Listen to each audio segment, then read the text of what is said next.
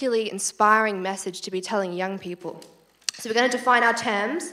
What is postmodernism? Well, I'm going to define it very loosely because there's lots of definitions out there as the philosophical tradition rooted in the rejection of reason by continental philosophers, starting with Kant. And then this philosophy, as we know it now, postmodernism, was actualized by Derrida, Foucault, and Lyotard, and other postmodern thinkers. And at the heart of the philosophy is this rejection of reason. So empiricism is completely rejected and replaced with subjective feeling. So reality is what you feel it to be subjectively. This is why when you debate with the left, they don't often use facts, but feelings. I feel oppressed. My feelings are hurt. Now, Stephen Hicks, who wrote perhaps one of the best summaries of postmodern thought, I highly recommend his book, hypothesized that at the end of the 20th century, left-wing academics had two choices. All of the evidence showed that communist and socialist societies failed. They failed to deliver prosperity, and in fact, millions of people died, starved, were tortured, put in death camps. Meanwhile, capitalist countries were doing pretty well. People were prospering. So they had two choices, either accept that they were wrong or to construct an epistemology which would allow them to be right. And many of them chose the latter. So you may have your reason, Mr. Capitalist, and your logic, but we reject reason and logic. It's all about feeling. We completely reject that it's possible to know the physical world. That's so oppressive. Foucault writes that reason is the ultimate language of madness. Truth is subjective, knowledge is subjective. In fact, evidence and logic are oppressive, and some writers have gone so far as to claim that it's patriarchal. Because apparently, and this is a quote from a peer-reviewed article, the scientific method incorporates masculine features such as the objectification of nature, whatever that means. But in order to defend communism and socialism, postmodern thinkers didn't just need to reject reason, they also needed to reject individualism. So as capitalist societies started to give better living standards and prosperity to particularly those at the bottom of the chain, it was a lot more difficult to pitch class against class because life was getting better. People had capital, people had things, living standards were improving. So it was hard to drive up that resentment. And so they had to replace the class-on-class warfare with other kinds of warfare. So pitting gender against gender, race against race, and so on. And separating humanity into subgroups, whereby your entire humanity and identity and life experience is based on that subgroup. You cannot leave that group. You will never know what it's like to live in another subgroup. And therefore, there is no common humanity. There are only subgroups, and you and I, we're just representatives of a subgroup. There's no way that we can have, as individuals, a rational conversation and find some commonality. And this is how they've been able to continue to defend communist and socialist thought. This worldview doesn't really allow for the judgment of human beings based on the content of their character. Rather, it kind of forgives the wrongs of individuals belonging to oppressed groups and blames all the world's problems on the oppressors. For example, the far left often infer victimhood on any enemy of the West, because in their eyes, the West is an oppressor, and any enemy of the West is just a victim of that. This led the French philosopher Lyotard to conclude that Saddam Hussein was merely a victim of Western imperialism. And I think that we see that same victimhood status applied to Shamima, the young girl who ran away to join a terrorist organization, who, by the way, didn't say that she regretted joining that terrorist group. But the far left will forgive that because she's a victim. But if you're a straight white male and you tweet some questionable things a few years ago, you're the villain and you can never expect their forgiveness. I just think this morality is sick and it's divisive, and it's a morality that's based on biological characteristics, which I just think is completely mad. And of course free speech is out of the question, because if you're only representative of your group identity, then you can't sit down with someone from a different collective group and have a discussion in good faith. There's no common humanity. Society and the human experience is severely restricted and segregated. Now, of course, there are lots of good people on the modern left who don't really necessarily share these views or read these books or claim to be postmodernist, but they do offer pander to these views, and we see this in identity politics. And even some so-called conservatives are falling into the trap of identity politics, which I think is very sad. And the reason I wanted to talk about this philosophy this evening is because I feel that when I'm out there debating, I can feel us losing this fight a little bit, because people that believe in our ideas tend to go and start businesses or do something else with their lives as opposed to stay in politics. And I think we need more people on our side to just defend capitalism, to defend individualism. And I do think that the philosophy, the morality argument has to come before the economic argument. Because if you're debating with someone that doesn't believe in the individual, then you can't talk about, promoting the rights of the individual in the way that we all believe in. So we've got to call it out where we see it. Postmodernism is an obvious attempt to give Marxism a makeover. And I think we're on the right, those of us that believe in individualism, we just have to have a bit more confidence in our ideas. And, we just have to keep the faith. But is that Antifa upstairs? I'm not sure what's going on. Anyway, lovely to speak with you all this evening, and send us your questions.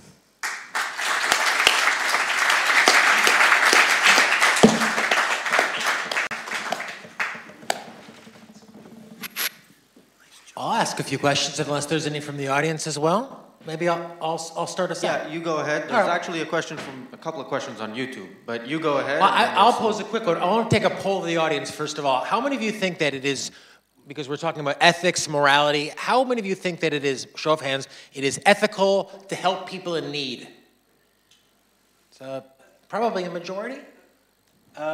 Well, then I'll throw it to the panel and ask if we all agree that it's right to help people in need, then why is it not right that government, on our behalf, helps people in need, and there's our welfare state? Well, government does a really terrible job of helping people in need, and I see that every day at the Taxpayers Alliance. Government spending is at about £28,000 per household, but it doesn't actually, in my opinion, reach the people that it could actually help. And we've seen that collectivist, centralized bureaucracies trying to solve problems doesn't actually work very well. And the problem solvers in our community are the business leaders, the entrepreneurs, the people actually solving the problems. The people that are going to address climate change are going to be business leaders like Elon Musk. It's not going to be a government bureaucrat in Whitehall. And that'd be my answer to you. I raised my hand in the affirmative, Jonathan, that I think it's ethical to help people in need. But I want to lay down some caveats here. First of all, I think it's right and proper to help honest people in need. Gangsters, murderers, dictators. I don't think it's right and proper to help them. I think they should be left to suffer the consequences of their irrationalities and their crimes.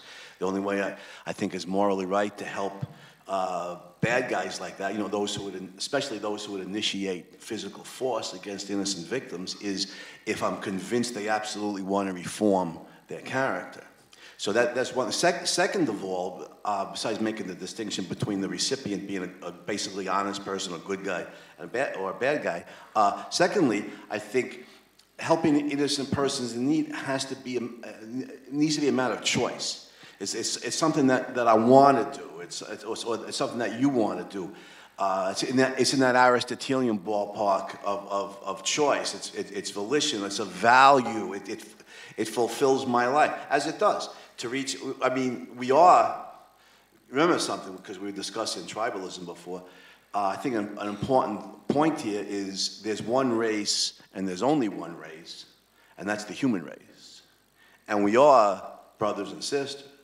And so to reach out to my brothers and sisters and help them honest people, has tremendous value to me. It brings me closer to other good people. It brings me into a more intimate relationship with other human beings. It has tremendous value to me. So we need to understand we do this on the Aristotelian objectivist model. It's a value to us to be closer to other good human beings, and reject the Kantian model that it's an unchosen moral duty or obligation, because that's just wrong. Then you're sacrificing yourself in the attempt to help somebody else, and why should you lose?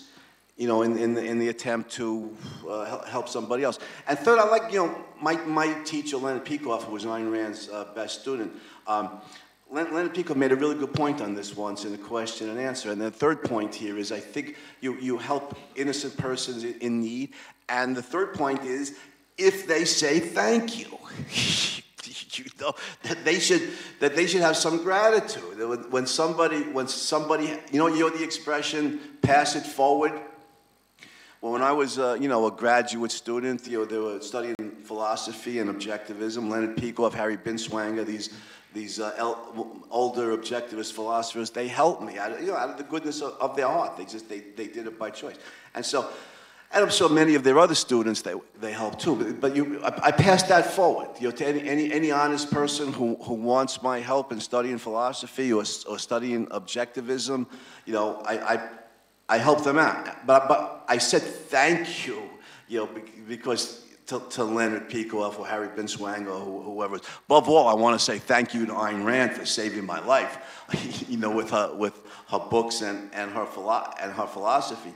But I feel gratitude towards the people who helped me, and I say thank you to them. The great civilized aspect of saying thank you is you let your benefactor know that he or she is living in some human kind of world where their benefaction is not unappreciated. That the honest people that you help appreciate it. They're grateful, and if they cannot repay it in any other form but a sincere thank you, well, in many cases that's good enough.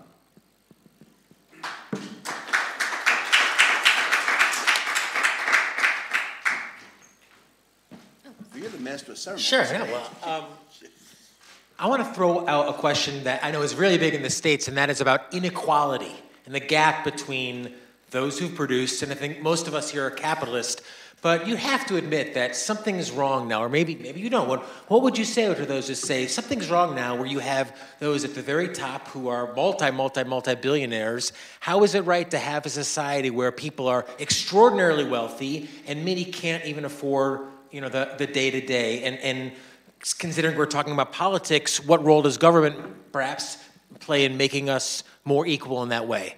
Chloe, I'll ask you both. Maybe start with Chloe. Sure. Well, I don't think wealth inequality is so much a problem as poverty is a problem. And I think that the only demonstrable, provable way that economies develop and people are lifted out of poverty is capitalism and free markets. I don't think a lot of young people know this.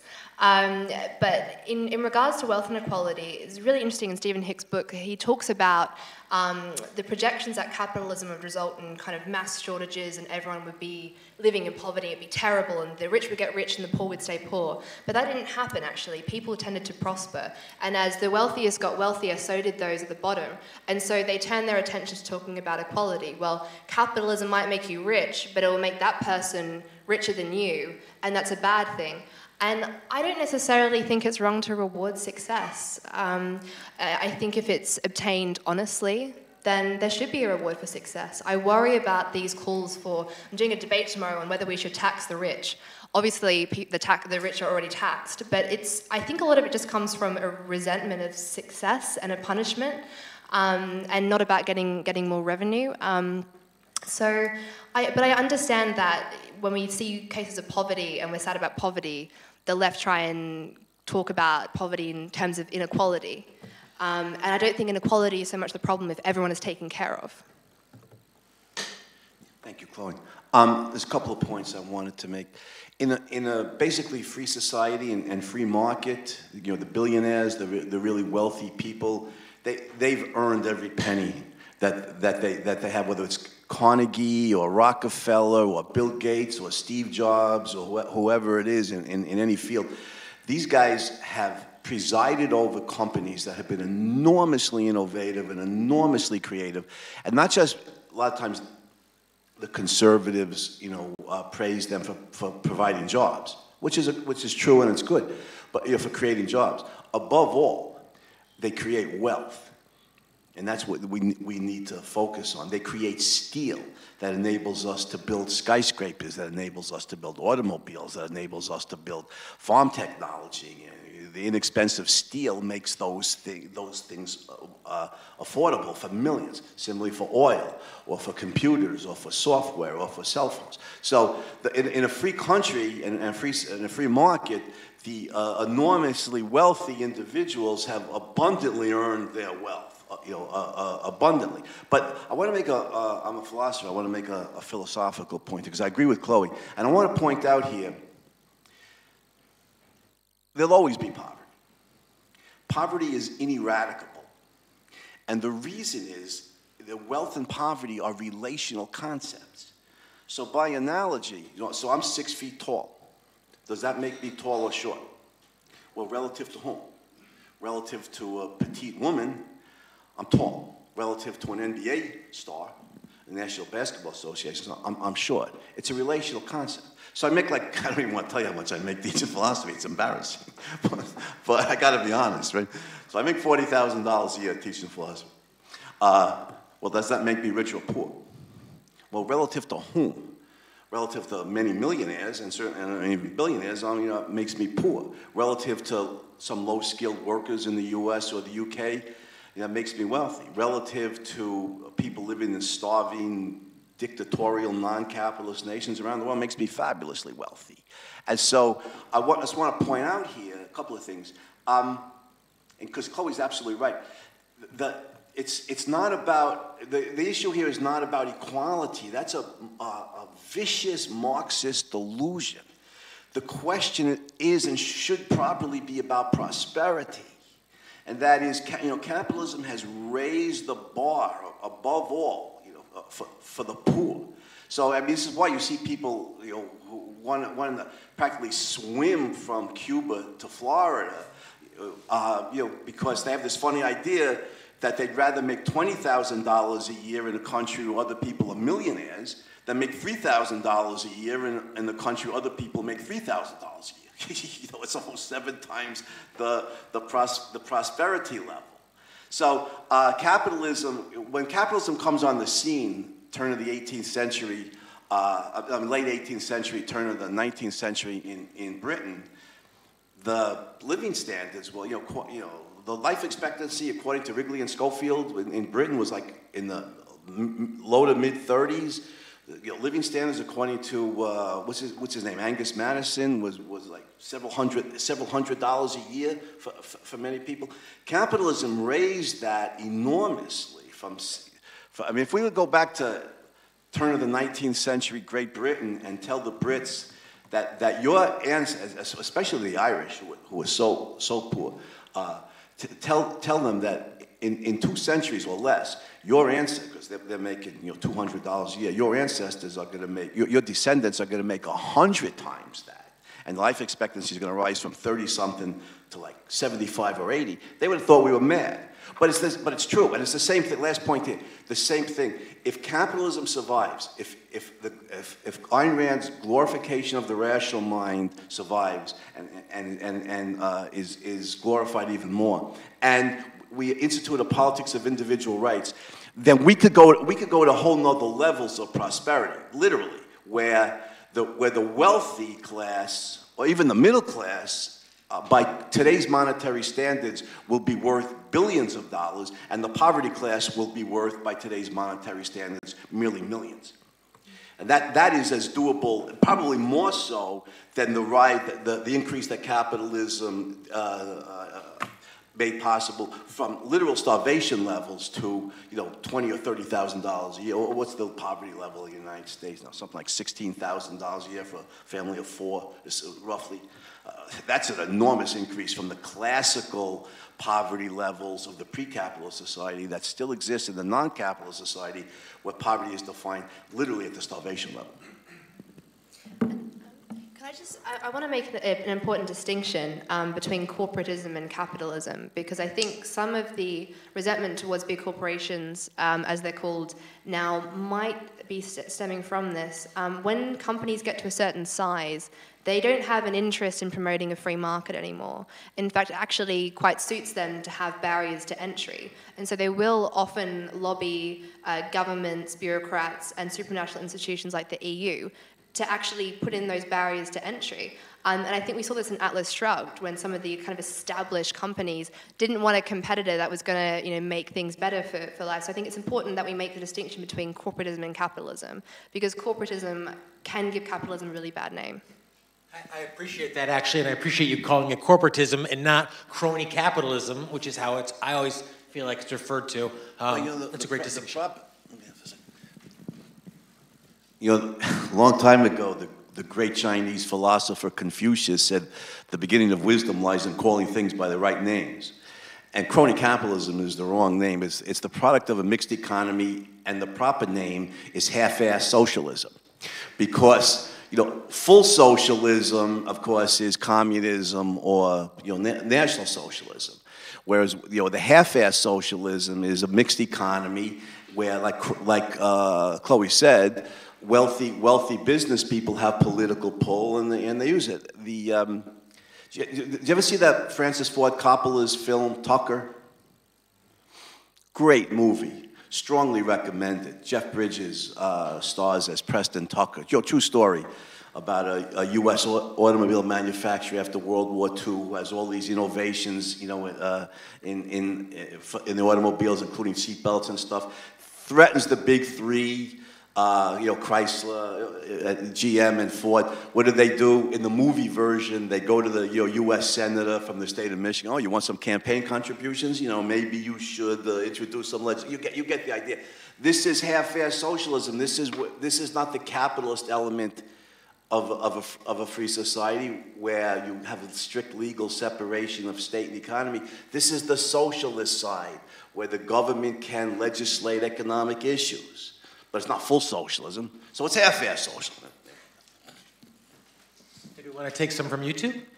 Yeah, let's take a question from YouTube and then one from the audience. So this was actually for the previous panel, but the guy said he'd be happy if this panel answered. So Greenish Blue asks, will openly judging and criticizing developing cultures, example those from Asia, for their inherent tribalism, and also upholding Western ideas of reason and individualism, help them open their eyes sooner? Do you want to go first on that one? If you want. I have to think about it. That's always allowed. Thinking is good. No, I try to encourage that amongst my students. It's just, in many cases, it's hard for those poor kids. But speaking of Asia, Asia has shown us a template for the rise out of poverty into out of repressed political systems and destitute economic systems into basic, a great deal of freedom, political freedom and prosperity, and that's the so-called Asian tigers. Hong Kong, Japan, South Korea, Taiwan, they provided a template not just for other Asian nations to rise, to greater levels of freedom and prosperity, but for all of the poverty-stricken countries around the world that I hate to quote Mao, but he coined the term, third world, and there's just, we're human beings. There's only one race, right? The human race. We're human, and the slight differences of hair texture or skin color or facial configuration have little or no bearing on what it takes for us to achieve flourishing life. What it takes for us to achieve flourishing life, Asian, black, white, male, female, whatever, is a glorification and deployment of reason and a politics of individual rights. In epistemology, how we gain knowledge, we need to glorify the rational, creative mind of all human beings, and in politics, we need the principle of individual rights. So you can put this in an if-then hypothetical format. If people all over the world desire freedom and prosperity, then they need to glorify reason, deploy reason, and institute a politics of individual rights. I mentioned the Asian tigers as providing the template, but the first country to provide that template is right here in Great Britain. You know, the Enlightenment, the Scottish Enlightenment was the fountainhead of the British Industrial Revolution, and the Scottish Enlightenment certainly was an era relatively of glorifying reason and starting to protect individual rights. That's the template for all of us who are human beings. I think we refer to Western civilization and Western values as such because they originated geographically in the West. But of course, the country that I'm from in Australia is not geographically in the West, but I would say obtained Western Enlightenment values. And so I don't think their origins were geographical, but I don't think their applications are geographical. And I would love to see a world where individualism and Enlightenment values are adopted everywhere. And I think a lot of Asian countries are doing that now. I think the economic growth in Singapore is incredible. When China adopted free market reforms, that was incredible. Although I am very concerned about the state control in that country and what that will do for individualism. But we use the term Western civilization and we talk about defending Western civilization, but it's not a geographical term, in my opinion. It's universal to the human race. Yeah, we need to defend reason and individual rights. Yeah. Well, there's some questions. We'll start over here. Thank you. Jonathan, you're very spry. Jonathan used to do that. Yeah, he did. Firstly, I just want to say for the record, my wife is a wonderful and beautiful person. The most beautiful person you could definitely hope to meet. Am I on camera there? I want to say thank you to you guys and everyone that spoke tonight, specifically for defining your terms. And it's something which I think is hugely lacking in all debate today. And Chloe, I wanted to ask you, because your work is so much in the media, I can understand why politicians don't define their terms, because like postmodern philosophers, they thrive on ambiguity. But why is it that the media never, ever, ever seem to ask politicians, what do you mean by fair, and how did you decide?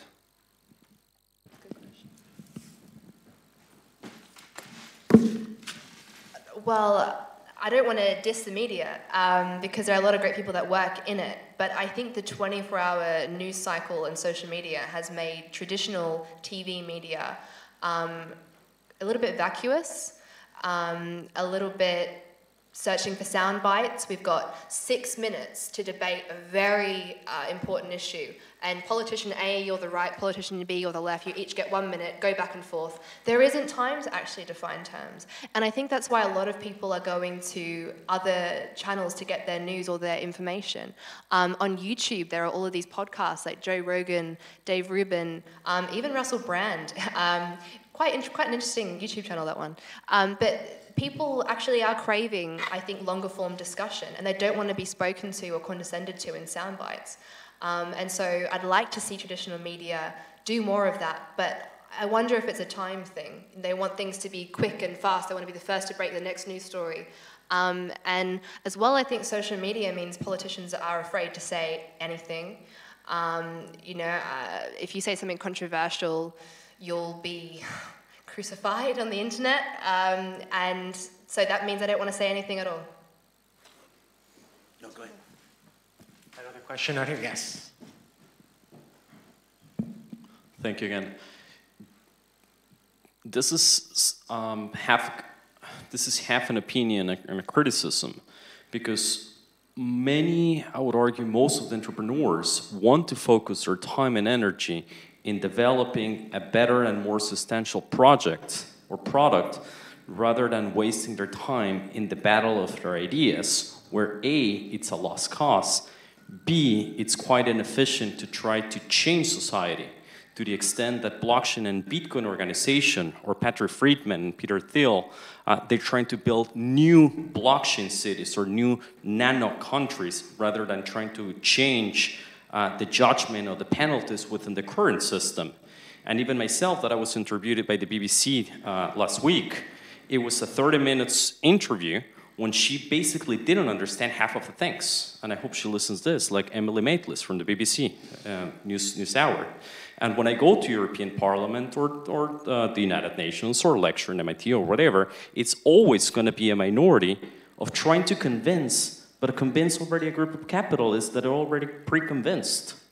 So I would encourage people to get more within the entrepreneurial side, to eliminate the attribution, to create more anonymity, to create more untraceability, and to build systems like privacy coins or like Bitcoins that eliminates by de facto what is the income tax and what is the process of taxation overall. So you guys can complain and can debate all day long about whatever politics or ideas, but you're not eliminating the source of the problem, which is the capacity of enforcement of a political ideology or theory.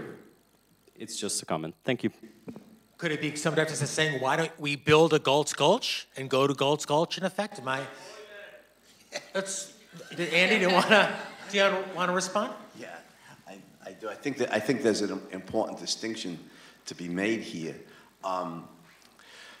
because on the one hand, I think I agree with what Chloe said before, and that is the battle of ideas is ultimately what's going to decide our future.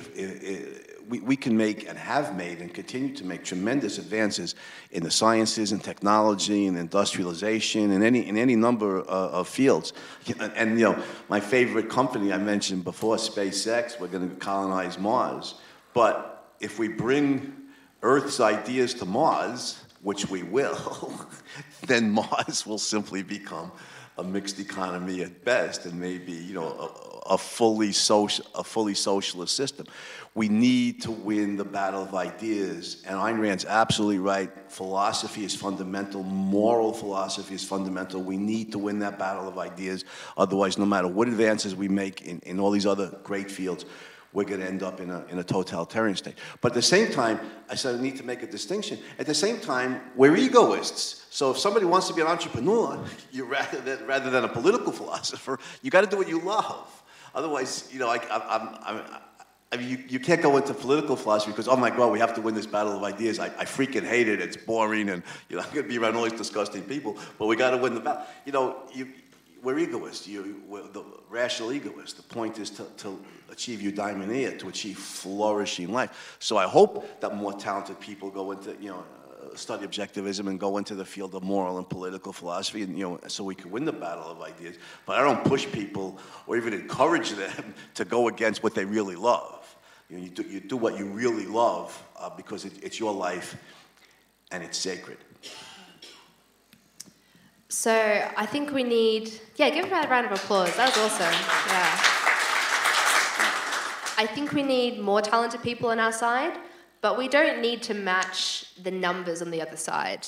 I'm not sure how many people here are Brexiteers. I personally am one. And BBC Question Time tends to have kind of one Brexit person and 4 Remain people. But that's okay because our ideas are better. And actually, we can be 1 against 4. So I don't think we need an influx of people that would otherwise make great business leaders to come into the profession. I just think that the ones that are already involved need to be more confident and less apologetic about capitalism. And the people that are interested in it should do it. But I do think that the most moral thing I could do for the world would be to start a business. I don't have an idea yet, though. So in the meantime, I'm going to keep fighting the left. And for now, it's a full-time job.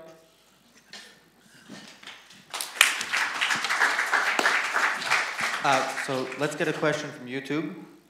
So Andrew Dowdy asks, where in the world is freest right now?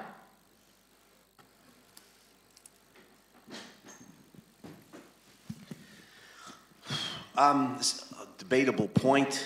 Where in the world is freest right now?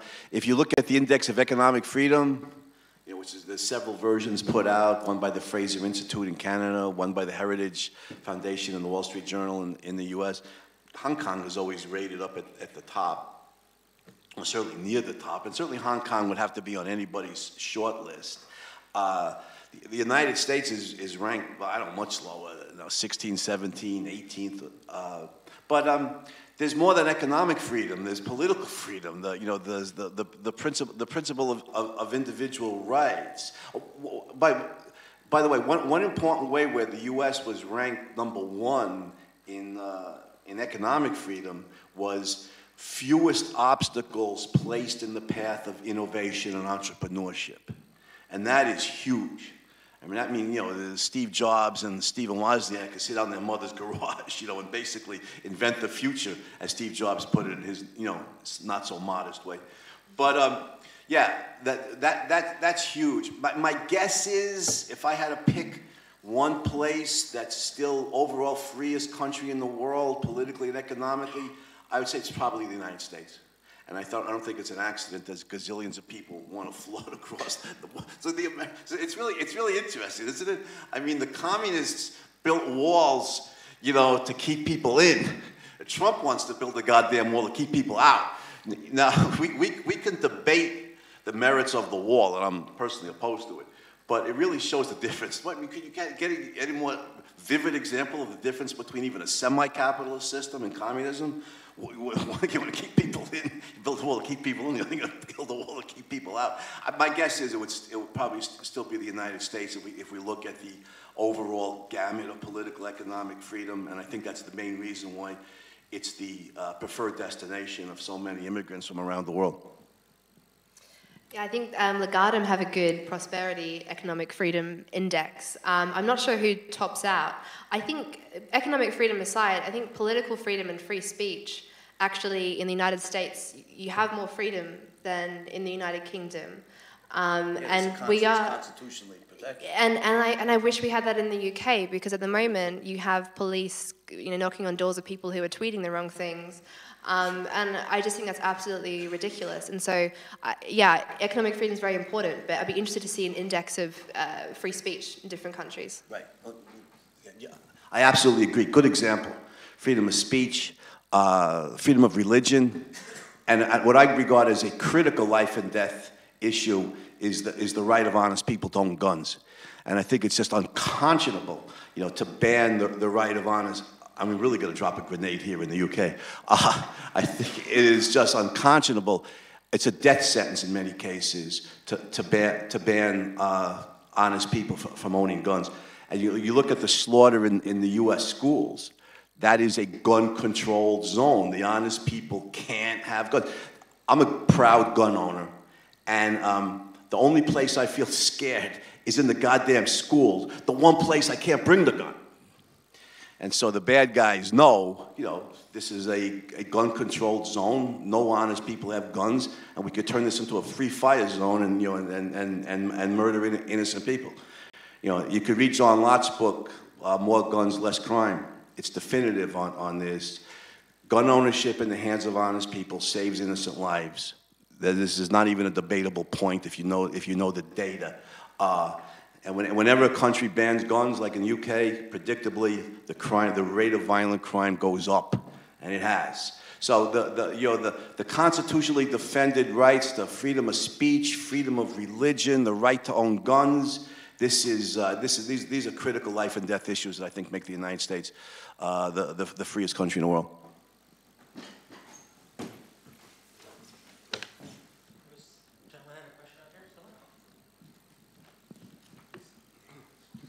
Thank you. Just to bring it back to the ethical question of altruism that Andrew started with, I mean, Ayn Rand's objectivism seems to me to be the theory of ethical egoism, the view that one has a moral duty to advance one's own interests. Now, it seems to me that her argument for this, as far as I understand it, is just very bad. What she does is set up a straw man position, defining altruism as the view that total self-sacrifice is demanded for the sake of others, whereas any sensible altruist would say that sometimes you ought to sacrifice certain things for the sake of others. In addition to that, it seems to me that one of the quite a strong argument used by anti-socialists against socialism is that socialism takes charity away from the individual, takes the motive of altruism from the individual, and puts it in the hands of the state. There is some merit in that, though I also do think that there's some role for the state too. But isn't there a tension between, on the one hand, saying altruism is bad, and on the other hand, saying, well, one problem with socialism is it stops people being altruistic. Now, I know you can say, well, I didn't mean that by altruism. You talk about rational egoism rather than ethical. But then rational egoism, okay, it's a cooperative sort of eudaemonist egoism. The view is that, you know, we gain from helping others. But even so, aren't there times when it is ethically incumbent on us to help other people when there's nothing in it for us? Or so it seems to me, anyway.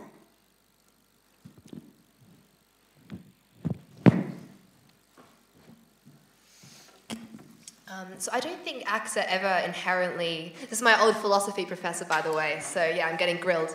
I don't think that... You got an A though, right? I hope, I don't know, remember. I don't think acts are inherently selfish or altruistic in themselves. I think there's a balance. And I think that there is a certain joy that comes from, I mean, this is just a personal argument from experience, not using logic. Gosh, that's quite postmodern. A personal joy that comes to helping someone. And is it selfish that by helping someone who can't do anything for me in return also makes me happy? Maybe. Is that a bad thing? No. So I think acts are a combination of both altruism and egoism. Thank you. I'm going to stand here on the law of identity. A thing is what it is. A is A. And law of non-contradiction. A thing is not what it is not. Altruism and benevolence are not the same thing. Altruism and goodwill are not the same thing. Altruism means specifically, it does not mean be kind to others. It means specifically self-sacrifice for others. And this is evil. There is no rational reason for any human being to sacrifice himself at any time or for any reason. You have a right to your own life and you pursue your own happiness. Benevolence or goodwill towards others, kindness and helping others and wanting to reach out and help others is made impossible by a self-sacrifice ethics because that makes other people my enemy. It means I'm morally incumbent to give up what I want, what I love, what I value for other people. All that can lead to, and all it does lead to, is resentment. If you want to generate goodwill amongst human beings towards their brothers and sisters, you need to teach them the ethics of rational egoism. Your life belongs to you. You pursue what you want out of life. You don't ever sacrifice yourself for other people. You remove the threat of other people to you and liberates an individual to recognize the enormous values of intimacy and interaction with other people. If we want goodwill, we need to expunge altruism from mankind's moral code. We need to obliterate the ethics of self-sacrifice. This is the biggest con job morally that's ever been perpetrated on mankind. The conflation of self-sacrifice with goodwill. And it's horrendously evil and enormously destructive. All right? Again, we need to teach our children, our students, everybody. Let me give you an example from a good friend of mine, Ellen Kenner, who's an objectivist psychologist. When her kids were young, she told me, the neighbors said, your kids are so generous. They share everything that they have with their friends, their ice cream, their toys, whatever it is, they're willing to share. What did you teach them that made them so generous? And Ellen said, I taught them that they never had to share anything that was theirs with anybody at any time if they didn't want to. That the ice cream's yours, the toy is yours, the bicycle is yours, it's entirely yours. Other people have no right to it. They can't take it from you. You're not obligated to sacrifice for them. You remove the threat of having your values denied or stolen from you or taken away from you by other people. And then, of course, the affinity for our brothers and sisters, for intimate and close relationship, the natural bond between us that is liberated and manifest. So again, I think if we want to develop goodwill and kindness towards our brothers and sisters, and I think this is a priceless value, we need to teach rational egoism to the human race. But isn't there a bit of there's got to be some kind of balance though, because I don't think that altruism is evil. I disagree with you on that. But I don't think that you need to self-sacrifice entirely for others. I think there's always a balance in between the two. And I think in some circumstances, self-sacrificing, although maybe we have a different definition of it, for someone that you love or for a cause that you love might actually also bring you joy and help you flourish in a way because you've attained Aristotelian virtues of courage or the such. So do you not think there is a kind of balance to be struck here, that a golden mean, if you will? No, and I reject the golden mean or moderation as a virtue in general. I mean, do we want the middle ground between honesty and dishonesty, or the middle ground between integrity and hypocrisy, or the middle ground between health and sickness, or the middle ground between wisdom and ignorance? I don't think so. We want an extreme. of these things. But self-sacrifice, by definition, and I think Ayn Rand gave the best definition when she defined sacrifice as giving up a higher value for a lesser value or a non-value. So, you know, conventionally they often say how your parents will sacrifice for their children. So, you know, my ex-wife and I, we adopted a little girl from China who's now 16, and she's going to college soon. So it's like, I got to make money. I mean, my daughter's going to college. That's really, really expensive, you know, for a philosophy professor. So, you know, if I put in like practically every penny I make beyond what I need to pay the rent and, you know, I need to pay for my daughter's college, is that a sacrifice? Conventionally, it's considered a sacrifice. But I think the more rational and appropriate answer is no.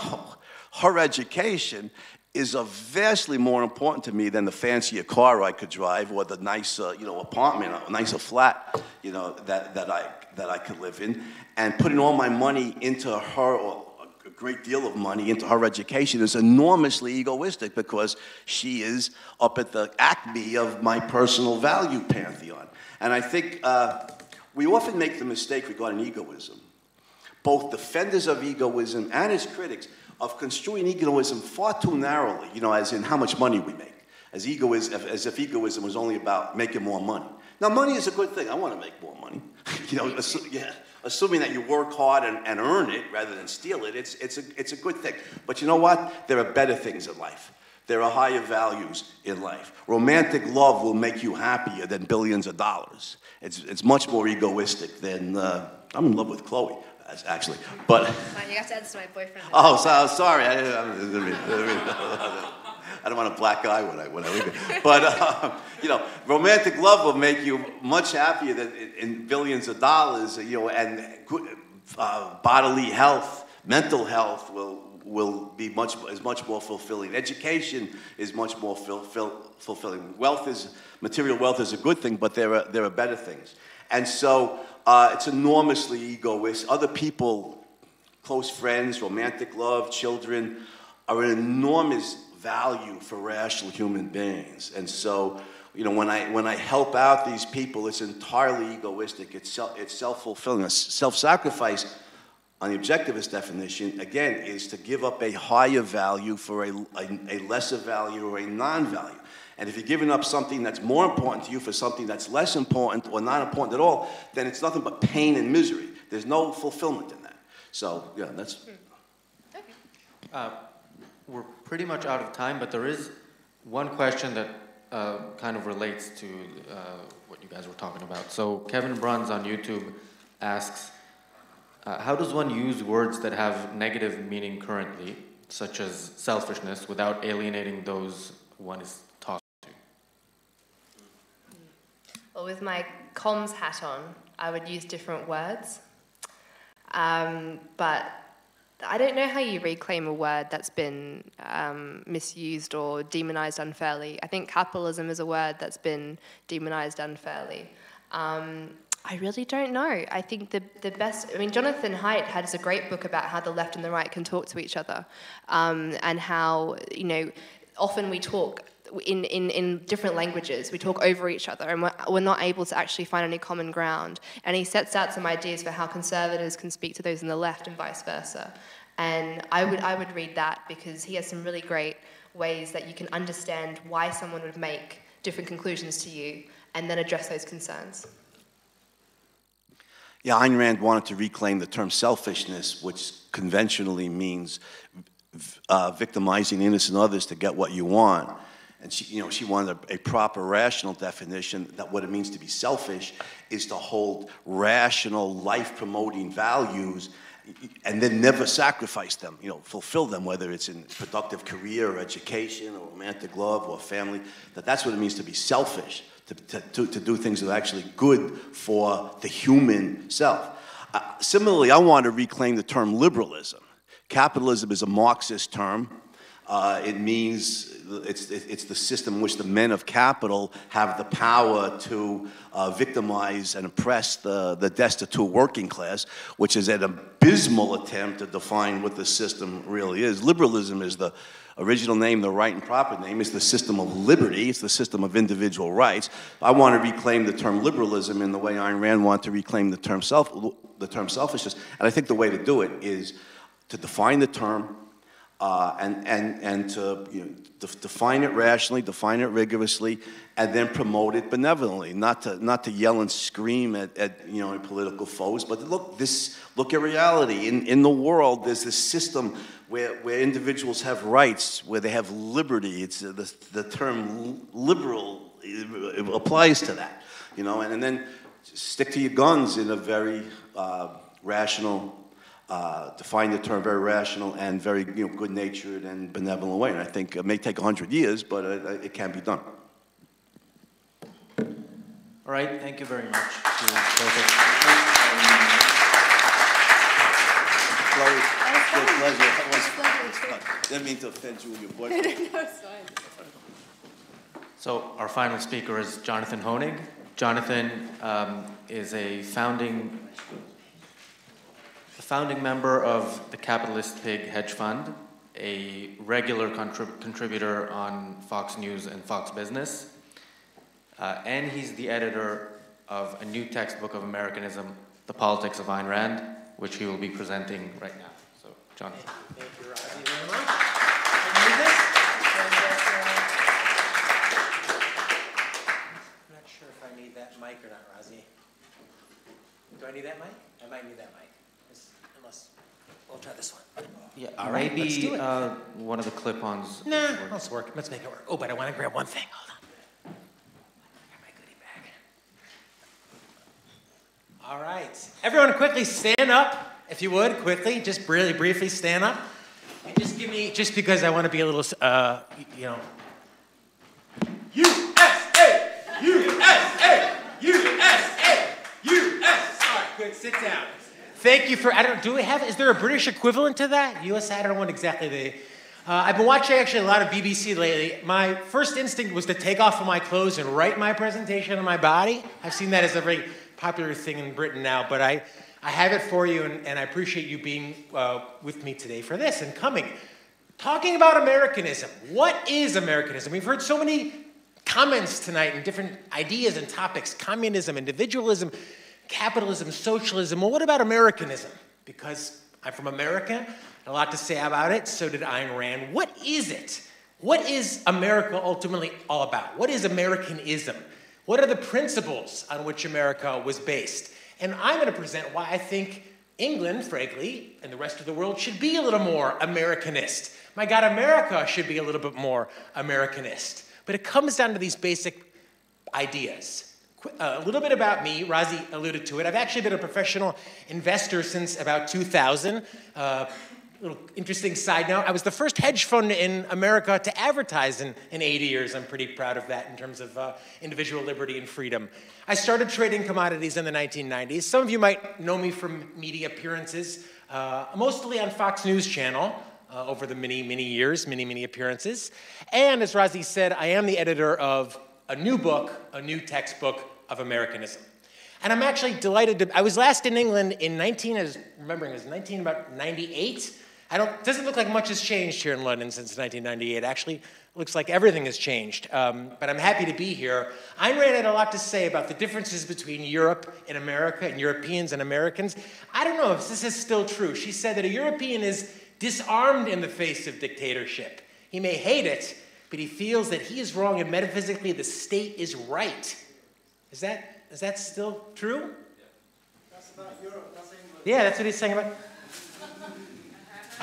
That's what Ayn Rand is saying. That the difference she put forth is that an American would rebel to the bottom of his soul. Defiance, not obedience, is the American's answer to overbearing authority. I don't know if that's still the case. I would hope it's still the case, but it gives you just an idea of what Americanism ultimately is about in principle.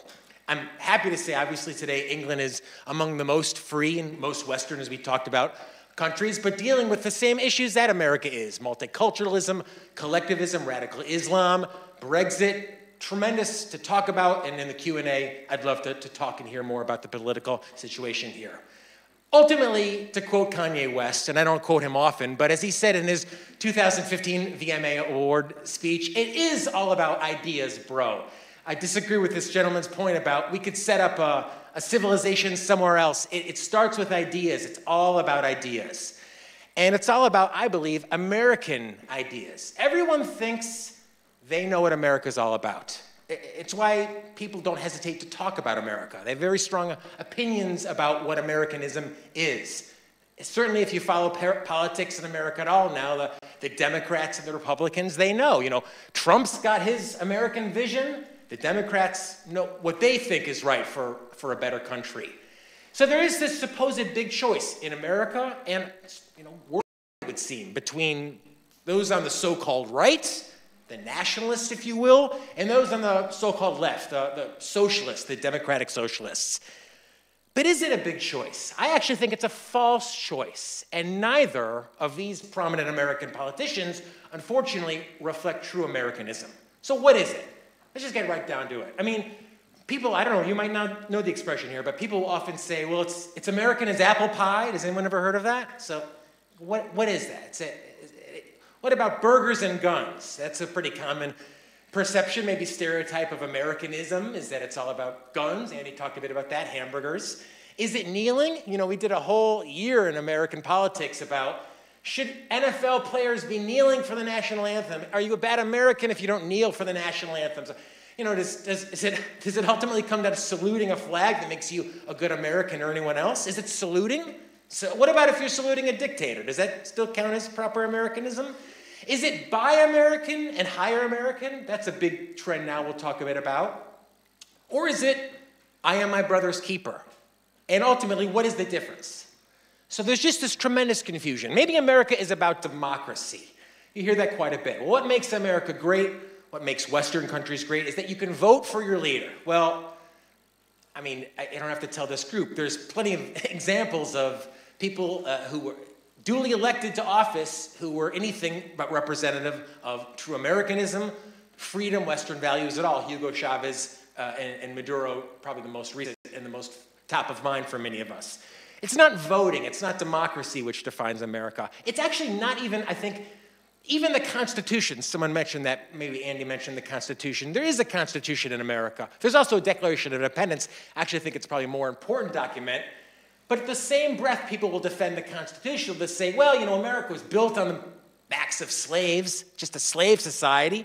Or maybe those on the so-called right will say, God, America's all about God and guns. It's Judeo-Christian principles. Both are wrong. It's actually not even freedom as it's oftentimes referred to, because at least in the States, what you're hearing now quite a bit is, well, how can I be free if I don't have free health care? I mean, maybe that's justification for NHS here. Is anyone really free if they can't pay their own medical bills? So even freedom is a bit of a loaded issue. And I have a feeling that this group has a lot to say about the NHS as well, and that free health care. Most people have no idea what America represents. The foundational principle, what is the secret sauce of America? It's not voting, it's not saluting, it's not apple pie. It is individualism. This is it. It's breathtaking, it's radical. Individual rights, we've heard a lot about it tonight. That is the foundation of America's unique politics, and I think it's open, the world is wide open for any group, any civilization, I'd say, any country that wants to adopt any element of Americanism in their own politics to their own benefit. And that makes America, I think, pretty unique. America was created on this one idea that each individual has rights. Not God, wasn't about service to God. With all due respect, it wasn't about service to the Queen. We're not part of a kingdom, not about service to the tribe, or even majority rule. Certainly not country first. Americanism says no to all that. It is the individual, that individual, regardless of his class, race, anything. Every individual, he and she are the standard. He is the standard of value. We've heard rights thrown around a bit, and you hear that quite a bit. People have these types of rights, that types of rights. So just quickly, I'm going to say when we talk about rights, we're talking about action. A right is a right to action. It's not a right to, like, a freebie from someone else. So people say, well, I have a right to education and healthcare. Well, obviously that education, healthcare has to be provided by someone else, as against something like speech. You know, you have a right to speak, but I don't know, is Milo still big here in the UK? He's kind of thankfully gone off the scene in the States because people didn't want to give him a platform, and you certainly don't have a right to a platform. Same thing with healthcare, right? Certainly you have the right to pay for healthcare, but not the right to force others to pay for it. So that's what we talk of right. The right is the right to independent action. Each man in America and under Americanism is free to pursue and know his or her own values. You're not anyone's master, you're not anyone's slave in Americanism. You're not born owing anyone. And I happen to have on my website, I'll throw a little plug out for capitalistpig.com, where some unique matches. I sent these to several local legislators when they were in the process of banning smoking, trying to remind local legislators that, hey, you know, it's the individual right of any pub owner, if you will, to allow smoking in establishment. Didn't go over very well. Smoking was banned anyway. But the smallest minority, Rand reminds us, is the individual. And in America, those rights are protected. In particular, life, liberty, property, the pursuit of happiness. These are rights individually held by all men, and government is a necessary good. You know, many of us kind of in the free market, it's a big tent, if you will, oftentimes in the free market world. And I often find myself on social media talking with people who say, yeah, isn't it great, just get rid of government. Have the private sector do everything. And I say, no. Thank God we have a government, if you will. Government is a necessary good when its role is properly limited. And we'll talk a bit about exactly what that means. I want to quickly take a moment back and pull out this. This is often used as almost a marketing slogan these days. This is from the Declaration of Independence. Americanism is life, liberty, and the pursuit of your happiness. We heard Andy mention selfishness as a virtue, and Ayn Rand actually wrote a book about that, the pursuit of selfishness, the virtue of selfishness. And it is about your happiness under Americanism. Happiness has to be achieved. You're not happy because someone gives you free health care, gives you a job, guarantees you anything. It can't be handed to you. It has to be pursued. So Americanism is ultimately about that individual right to determine, to achieve your own values to your own benefit, to live your own life, not in service to the king, the queen, the state, the greater good. That's Americanism. And it rewards every man as that sovereign entity derived from his own right as a rational being. Americanism basically comes down to this: look, I'm not going to run anyone's life. I don't want anyone else to run mine. It's a tremendously powerful way to reimagine government, and a real radical way when you think about it. Up until America, it was always about the state, the greater good. So does it work? Bet your ass it works. And I've got many, many examples of how Americanism changed the world. It heralded this new aristocracy. So it wasn't about what family you were born into, what your last name was. It was about your own inventiveness, daring, and hard work. The new frontier. And as an American, I wear that cowboy vision proudly.